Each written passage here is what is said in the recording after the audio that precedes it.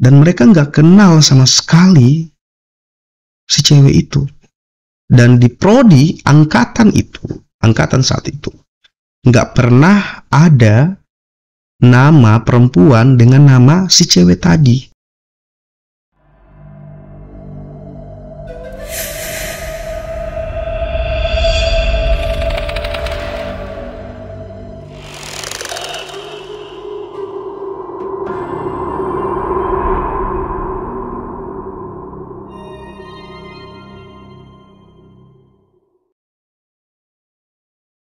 Malam ini saya akan membagikan sebuah cerita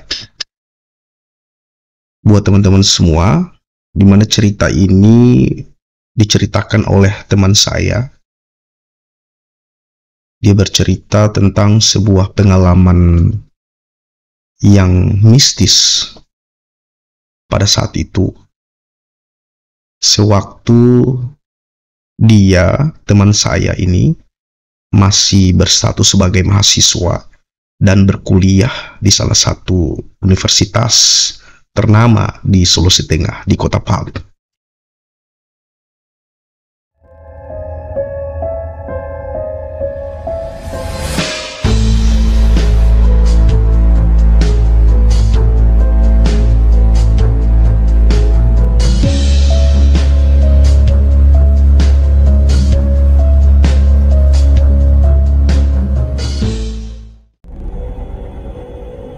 Pada saat itu teman-teman, masih era ponsel Nokia 3310, 3315. Dan kebetulan saat itu dia memiliki teman di counter HP itu, dan sering meminta kalau ada pelanggan yang mau mengisi pulsanya, dan kebetulan itu cewek, dia minta nomornya itu ditulis gitu, dan nanti teman saya yang akan datang ke teman di konternya itu kemudian mencatat atau menuliskan nomor si cewek yang saat itu sebagai pelanggan. Sering dia lakukan itu beberapa waktu lamanya, dan menghubungi cewek-cewek yang kebetulan mengisi pulsa di tempat konter itu. Hingga satu saat teman-teman, dia didatangi oleh salah satu temannya yang kebetulan temannya itu sering melakukan aktivitas yang sama, mencatat nomor-nomor HP cewek yang datang ke counter untuk mengisi pulsa. Diberikanlah dengan catatan ditulis dalam sebuah kertas gitu, kertas sepotong, kemudian diberikan kepada teman saya. Katanya, nih ada nomor, dan si pemilik nomor ini cantik orangnya, luar biasa cantiknya. Nah, kebetulan si teman saya ini belum punya pacar gitu, saat itu baru putus sama pacarnya, dan ingin mendapatkan cewek yang memiliki kriteria minimal itu cantik. Dia langsung ambil nomornya, kemudian dicatatnya, disalin di HP 3315 Nokia gitu. Nah, ketika dihubungi, catat kemudian ditelepon, halo, dari seberang bersuara suara cewek gitu. Dia langsung matiin teleponnya gitu. Wah, ini cewek gitu. Nah, kemudian dia telepon lagi, dan ya sekedar basa-basi. Nah, tugas dia, habis dia telepon, terus dia bilang gini, tugas kuliahnya gimana? Sudah selesai? Kalau sudah selesai bisa nggak dibagi gitu? Karena kebetulan saya belum mengerjakan tugas gitu. Terus dari seberang si cewek itu langsung bilang, Mas salah sambung, ini bukan temannya Mas, ini namanya Gunawan gitu. Jadi teman-teman, si cewek itu namanya mirip cowok ya, namanya Gunawan. Nah, jadi teman saya langsung bilang, minta maaf cewek itu, kirain nomor ini nomor temannya si teman saya itu.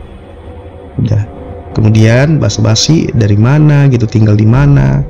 Udah saling tukar alamat gitu, saling nanya kuliah di mana. Dan kebetulan si cewek itu di seberang telepon, berkuliah di tempat yang sama, di kampus yang sama, tapi di program studi yang berbeda gitu. Nah, intens mereka melakukan teleponan sampai beberapa hari. Dan kemudian satu saat teman-teman, ketika teman saya ini menghubungi nomor si cewek itu udah nggak aktif sampai beberapa hari, sampai 3 bulanan gitu. Sampai 3 bulanan. Teman saya ya udah, karena sudah sekitar 3 bulan dia cek ya, kalau masa ternyata nggak aktif, ya udah agak dilupain gitu, dianggap nomor itu udah nggak aktif gitu, tapi nggak dihapus. Tiba pada satu waktu si cewek itu yang punya nomor kemudian SMS ke dia bahwa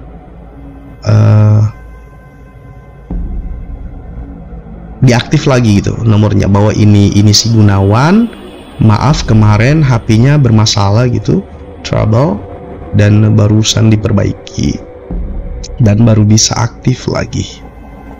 Nah, karena teman saya ini agak nggak percaya gitu ya teman-teman, kemudian diteleponlah si nomor itu, lalu kemudian bercakap-cakap teman saya sama si cewek. Namun ya teman-teman, awalnya dia sedikit ragu. Kenapa? Karena suaranya agak beda dari yang pertama. Kalau pertama itu waktu sebelum 3 bulan sebelumnya, suaranya agak apa ya, agak ke remaja gitu, atau ya seusia SMA gitu ya. Tapi kali ini beda gitu. Kali ini agak berat suaranya, seperti suara perempuan dewasa. Oleh karena itu dia ragu bahwa ini bukan si Gunawan. Tapi si cewek itu, perempuan itu, mengingatkan kembali masa-masa yang pernah mereka lalui di telepon. Jadi selama mereka intens teleponan, mereka nggak pernah ketemu teman-teman. Jadi diceritakan awal mereka teleponan gitu, yang pernah mereka bicarakan, ngobrolin di telepon, sampai dia nembak beberapa hal yang kiranya cuman di-share ke si Gunawan. Dan teman saya itu akhirnya sadar, wah ternyata benar, mungkin dia ada apa ya, mungkin ada perubahan sehingga suaranya beda dari yang kemarin.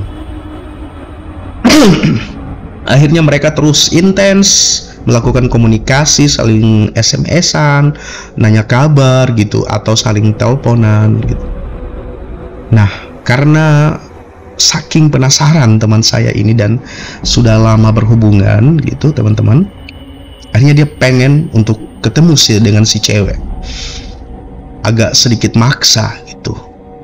Dia bilang, aku pengen ketemu, pokoknya aku pengen ketemu. Kita ini udah lama saling SMS gitu, saling telepon, tapi nggak pernah ketemu. Aku ingin ketemu. Nah, si cewek itu, yang anehnya si cewek itu bilang gini ke teman saya, bahwa kalau kita ketemu maka itu adalah pertemuan pertama sekaligus yang terakhir. Teman saya agak bingung, loh kenapa ya? Tapi nggak diucapin ya, kenapa? Ya tapi karena memang dia pengen ketemu sama si cewek, ya udah, iya biar aja. Dia nggak peduli mau itu pertemuan terakhir ke, mau ke 7 ke, pokoknya dia udah nggak peduli. Dia pengen ketemu sama si cewek. Oke. Lalu mereka kemudian janjian mau ketemu di kampus. Nah, ketika itu teman-teman udah sorean gitu, si cewek kemudian nelpon. Dia bilang ke teman saya bahwa kan mereka janjian ketemunya pagi gitu, tapi akhirnya si cewek nelpon sore, katanya dia pengen hadiri hajatan temannya nikah di, kalau nggak salah di Dolo ya, daerah Palu teman-teman. Dan mungkin mereka akan ketemu di situ di malam, waktu malam. Ya karena teman saya ini benar-benar pengen ketemu sama si cewek, ya lebih bagus gitu, makin lebih cepat lebih bagus pikirnya. Tidak lama, 1 jam kemudian ya, sejam kemudian si cewek akhirnya nelpon, katanya dia udah di lokasi di pesta hajatan temannya yang nikah itu. Udah, jadi dia kasih kabar ke teman saya bahwa dia udah di pesta. Ya udah, teman saya bilang ya nantilah habis pesta nanti kita teleponan, terus kita jadwalkan untuk ketemu. Udah. Selang beberapa lama akhirnya si cewek kemudian telepon lagi, katanya bahwa dia udah nggak nyaman di tempat itu karena di situ habis ada orang yang udah mabuk kemudian joget sampai menimbulkan agak sedikit keributan, dan dia udah nggak nyaman di tempat itu. Kemudian dia telepon teman saya, dia pengen ketemu, dia mending bergeser aja ke tempat teman saya itu. Terus teman saya bilang ya udah kemari aja ke kos gitu. Kebetulan teman saya tinggalnya di kos, ngekos waktu kuliah. Nah, setelah itu si cewek datang gitu ke tempat kos teman saya yang di belakang SMA 1. Saya juga nggak terlalu hafal ya alamatnya di sana teman-teman, tapi menurut ceritanya teman saya, kosnya itu di belakang SMA 1. Jadi agak masuk lorong, masuk gang gitu. Terus si cewek nelpon, dia udah di depan lorong itu. Kamu kemari aja jemput dia. Teman saya bilang ya udah tunggu aja di situ, nanti saya ke sana. Teman saya langsung jalan menuju ke jalan kaki ya, menuju keluar lorong gitu, menuju ke si cewek. Terus dia lihat-lihat, ini kan nggak ada orang-orang ya, cuma ada seorang cewek yang pakai rok gitu selutut, terus pakai kayak jaket enggak apa namanya kalau pakaian perempuan, pokoknya jaket gitu sampai sepusar api. Dia hampir nggak percaya karena saking cantiknya cewek itu teman-teman, dan dia agak nggak pede ketika mau ketemu sama cewek. Tapi karena dia pikir bahwa dia sudah jauh-jauh datang gitu ke tempatnya, dia harus samperin ceweknya. Dia kemudian mendekat teman-teman, dia pergi ke si cewek itu. Nah, jadi dia berdiri dekat sama lampu jalan gitu. Dia mungkin mendekat, setelah dekat itu dilihatnya benar-benar cantik banget ceweknya, sampai dia nggak percaya. Dia sedikit agak beberapa waktu dia natap ceweknya karena saking cantiknya menurut teman saya cantiknya. Terus dia langsung sapa teman saya. Udah, terus teman saya bilang udah kita ke kos aja karena di luar dingin gitu, apalagi dia tadi perjalanan sejam dari daerah Parigi Motong terus ke Dolo hadiri hajatan. Ya udah, karena si cewek tadi bawa sepeda motor merek Jupiter baru saat itu ya teman-teman, Jupiter Z gitu katanya, warna biru.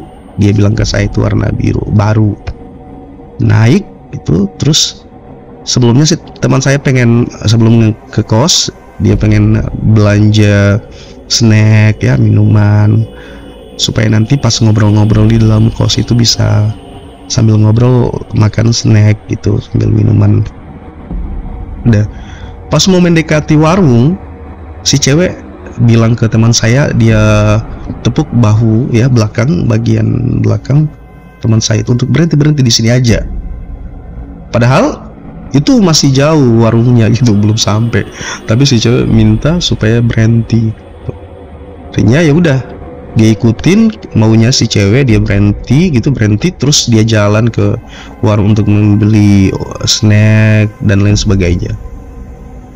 Lalu itu mereka gitu, teman saya sama si cewek masuk ke dalam lorong, ke gang menuju ke kos.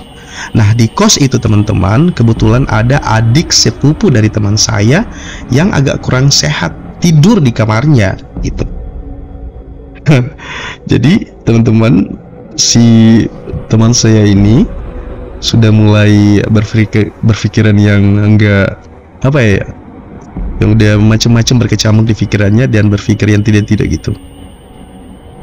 Pas masuk, sepupunya itu dibilang keluar dulu gitu. Ada yang mau apa ya, mau minjem kamar ini buat mau istirahat. Padahal posisinya sepupunya itu teman saya, sepupu dan teman saya itu lagi nggak enak badan. Ya terpaksa harus keluar karena disuruh keluar sama si teman saya ini. Nah, si cewek pengen istirahat baring-baring lah gitu. Nah udah, jadi pas sepupu teman saya kan masih di kamar lagi baring-baring, udah masuk, diajak, Gun masuk Gun, dipanggil bukan Gun ya, apa ya, Wan kalau nggak salah atau Awan nih, nggak usah. Udah masuk, terus si sepupunya itu udah keluar terus masuk lagi. Teman saya kan kesal, ngapain kamu masuk gitu. Udah pokoknya ambil aja semua apa yang kamu butuh, masuk ambil aja, terus nggak usah masuk keluar gitu. Dia marah gitu sepupunya karena masuk keluar mau ambil barang yang dia butuh di kamar. Pas dimarah itu dia bilang gini, jalannya baik-baik nanti keinjak gitu. Teman saya ada tiduran lagi baring-baring nanti keinjak. Dia marah karena ke sepupunya cuman belakang gitu, heran gitu, tapi dia cuek. Udah, karena mungkin capek si cewek, hanya dia baring-baring gitu, agak tutup mata tapi belum tidur. Nah, situasi di kamar itu kecil, jadi nggak muat kalau sampai 3 orang itu menurut teman saya. Nah, sesudah itu karena si cewek pengen rebahan sebentar, pengen istirahat, dan teman saya itu pengen cewek itu nginap malam itu di rumah, di kamar kosnya aja, nanti besok balik ya, biar nggak kemalaman. Dimatiin lampunya, tapi dia penasaran gimana wajah si cewek itu karena cantik banget gitu. Dia ingin mengingat karena luar biasa cantiknya. Dihidupkan lagi, dinyalain lagi lampunya, disaklar, katanya dalam hati, kan main, luar biasa cantiknya si cewek ini. Dia natap gitu, dia tatap lama-lama gitu. Pas dia tatap, dia matiin lagi lampunya. Pas dimatiin, wajah si cewek itu dia udah nggak ingat lagi. Dia lupa. Karena dia lupa, dia nyalain lagi lampunya, Pak, disaklar. Dan dia tatap lagi. Sama, perkataan yang sama, cantik, luar biasa. Lama dia natap gitu, dia matiin lagi lampunya. Gitu terus sampai sekitar 4-5 kali dilakukan hal yang sama. Akhirnya dia rebahan juga. Mereka sambil ngobrol-ngobrol ternyata karena nggak bisa tidur ya. Apalagi saat itu posisi teman saya itu lagi berkecamuk pikirannya katanya, karena memang nggak bisa tidur gitu. Bahkan dia berencana untuk melakukan something ya, tapi akhirnya dia tunda gitu karena dia nggak tega sama si cewek, karena cewek ini kelihatannya polos banget dan baik orangnya sampai dia nggak berani untuk melakukan hal-hal yang di luar hubungan yang sah. Mereka banyak curhat, terus kemudian bicara soal kampus, bahwa kegiatan-kegiatannya mereka si cewek sering ikut kegiatan ekstrakurikuler di kampusnya, terus ngerjain tugas-tugas dan banyak aktivitas kampus. Mereka sharing ya aktivitas mereka di kampus. Nah, teman-teman, ketika subuh si cewek ini akhirnya bilang gini sama teman saya bahwa dia harus balik. Saat itu dia harus balik. Teman saya bilang, tunggu pagi aja, ini masih terlalu subuh. Justru itu, kata si cewek, justru itu dia harus balik. Kenapa buru-buru? Ini masih subuh, ini dingin, udara di luar dingin. Dia bilang nggak apa-apa gitu. Oh ya, sebentar, ada yang kepotong teman-teman. Jadi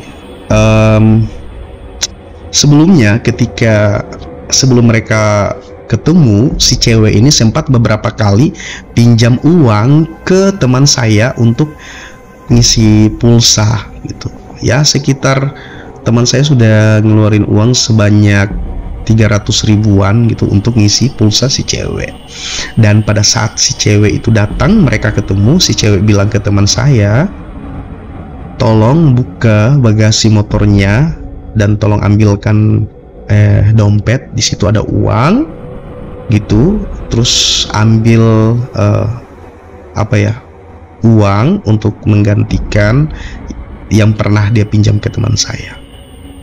Nah, teman saya langsung menuju keluar ke motornya, sepeda motornya si cewek. Dia buka bagasinya, kemudian dia lihat itu dompetnya. Nah, dia lihat, kata teman saya, uang di dompet itu ya sekitar 10 jutaan gitu. Dompetnya agak besar, terus uangnya 100 ribuan gitu. Sampai teman saya mikir, wah, sejahtera nih, sejahtera saya gitu, sejahtera teman saya kalau sama si cewek itu. Nah, tapi waktu itu teman saya nggak kehilangan akal sehatnya. Dia terus cek KTP-nya, kartu mahasiswanya gitu. Dia lihat slip pembayaran SPP, karena menurut si cewek dia beberapa hari lalu dia habis membayar SPP. Nah, dia cek semua dan semua itu valid gitu teman-teman. Nah, kita lanjut ketika pembicaraan terakhir ya, si cewek udah pengen balik ke tempatnya. Jadi teman saya bilang, ini masih terlalu subuh, di luar dingin, terus masih sepi. Tapi kata si cewek justru itu, dia harus balik saat ini juga. Keras usaha teman saya untuk menahan si cewek agar nanti pagi aja baru balik. Tapi si cewek bersikeras juga untuk harus balik. Akhirnya teman saya nggak bisa menahan si cewek untuk tetap di kos itu.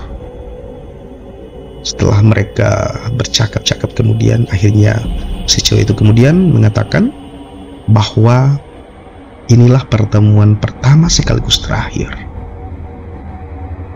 Jadi teman saya itu udah nggak peduli dengan ucapan itu, karena nggak mungkin ini pertemuan terakhir. Dia kan tahu program studi gedung ya, si cewek di satu kampus kan, setiap saat dia bisa ketemu, dia bisa ke program studinya, ke ruangannya gitu. Terus dia juga udah dapat alamat lengkap dari si cewek. Ya udah katanya, karena si cewek. Berapa kali dia bilang ini pertemuan pertama sekaligus terakhir. Udah, biar aja. Dia cuek, teman saya cuek, dia nggak peduli.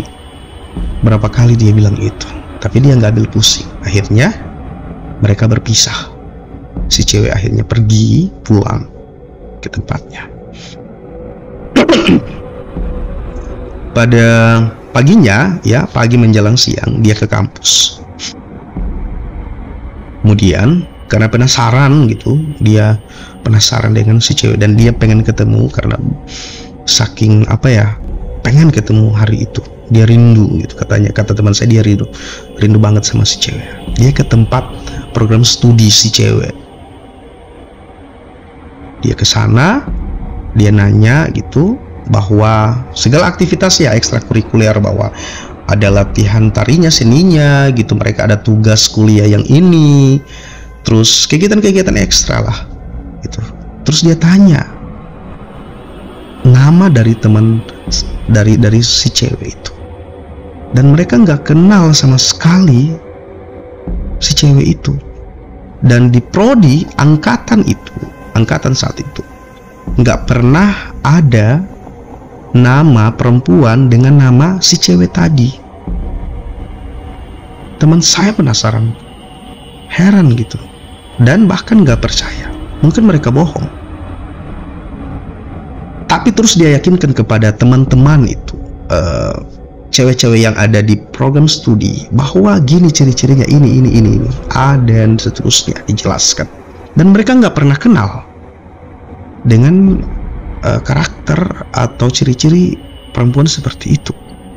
Terus dia bilang, si cewek itu kalau ke kampus sering naik motor Jupiter warna biru, terus motornya masih baru. Terus kata cewek-cewek di program studi itu bahwa yang punya motor baru Jupiter warna biru cuma di angkatan di program studi yang lain. Silahkan cek. Teman saya langsung ke situ, ke tempat itu, ke si cewek yang punya motor. Mungkin saja dia beranggapan bahwa nama panggilannya ini, gitu ya. Dia ketemu sama si cewek itu, dan dia ketemu, ternyata bukan, itu orang lain, pribadi lain. Terus dia tanya bahwa kamu yang punya motor Jupiter baru warna biru. Iya benar. Dan dia satu-satunya bukan program studi lain, tapi di angkatan lain gitu. Bahwa dia satu-satunya yang punya motor Jupiter biru baru di program studi itu. Jadi teman saya ini masih dalam kondisi keheranan, nggak percaya dengan semua yang dia alami. Akhirnya teman-teman, dia pergi ke alamat yang dia baca di KTP si cewek. Dia pergi telusuri. Nah, kemudian tiba di lokasi, di alamat seperti yang di KTP si cewek. Dia tanya, kebetulan ada seorang tante-tante di situ. Dia tanya, "Tante, kalau alamat rumah nomor sekian ini benar jalan ini?" "Iya benar." "Kalau nomor ini di mana ya?" Loh, si tante ini heran. "Emang kamu mau cari nomor itu? Nggak salah nomornya." "Nggak salah tante." Gitu. "Ini benar, itu saya hafal banget," gitu katanya, kata si teman. Benar, ditanya lagi, ya, ditanya kembali sama si tante itu, "Benar kamu pengen ke rumah nomor itu?" "Nggak salah." "Iya nggak salah tante. Nomor rumah itu dulu pernah ada, tapi sekarang nggak ada. Itu bekasnya." Jadi dikasih lihat sama si tante itu teman-teman, ya, rumah tua yang sudah terbakar, yang saat itu ketika dia cek di lokasi, di alamat, itu sudah ditumbuhi rumput-rumput liar. Dulu di situ teman-teman ada seorang ibu muda yang tinggal bareng adiknya sama anaknya gitu. Jadi teman saya berpikir, apa mungkin yang pertama dia telepon itu adalah adik si janda muda yang pernah tinggal di nomor itu, di rumah itu. Terus kemudian pada saat 3 bulan selanjutnya dia telepon, yang sudah menerima telepon itu adalah si janda muda itu. Teman saya berpikir dan sedikit merinding bahwa apakah yang dia alami ini nyata atau ini cuma mimpi. Dia hampir nggak percaya teman-teman. Dia hampir nggak percaya. Kemudian dia balik, dia langsung pulang setelah mendapatkan keterangan dari si ibu tante yang ada di lokasi, dekat lokasi alamat yang di alamat si cewek yang dia baca di KTP si cewek. Jadinya balik menuju kosnya. Kos itu dia menenangkan diri dan mengingat semua peristiwa dari awal hingga akhir pertemuan. Dia beberapa clue dia dapatkan, tapi saat itu memang dia cuek, dia nggak peduli karena mungkin saking terpesona sama si kecantikan si cewek. Dan seumur umur dia bilang dia nggak pernah pacaran ya sama cewek secantik itu. Dan dia rasakan saat naik motor Jupiternya itu, bahkan ketika melewati, kan rata-rata ada jalan, nggak semua jalan di lorong itu mulus gitu, ada mungkin ada apa yang berbatu gitu, tapi memang waktu naik motor itu kayak lancar, nggak dirasakan jalan yang bergelombang atau yang sedikit rusak, gimana ya, pokoknya mulus gitu. Sampai juga dia berpikir dari Parigi Motong sampai ke Dolo kok cuma ditempuh 1 jam gitu. Dia saja teman-teman, dia aja kalau naik motor dari Parigi Motong ya, dari kota Parigi sampai ke Dolo itu nggak butuh, nggak sampai maksudnya perjalanannya mungkin agak lebih dari 1 jam gitu. Itu udah lari laju ya, tapi ini kok cuman sejam. Di situ dia mulai flashback perjalanan ketika dia mengenal si cewek dalam kamar. Dia merenung semua kejadian yang dia alami bersama si cewek itu, si Gunawan. Tidak lama berselang teman-teman, si sepupu dari teman saya ini datang menghampiri teman saya. Jadi dia tanya kejadian, dia bilang ke teman saya, semalam itu kemarin dia tanya apakah teman saya itu mabuk. Mabuk apa? Ya mabuk dengan apalah. Terus teman saya bilang enggak, dia enggak mabuk. Dan kenapa? Dia tanya kenapa?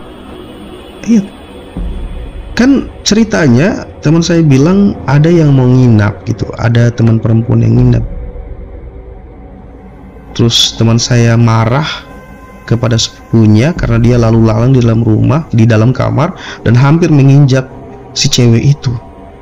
Justru sepupunya itu terheran-heran karena nggak ada siapa-siapa di situ saat itu.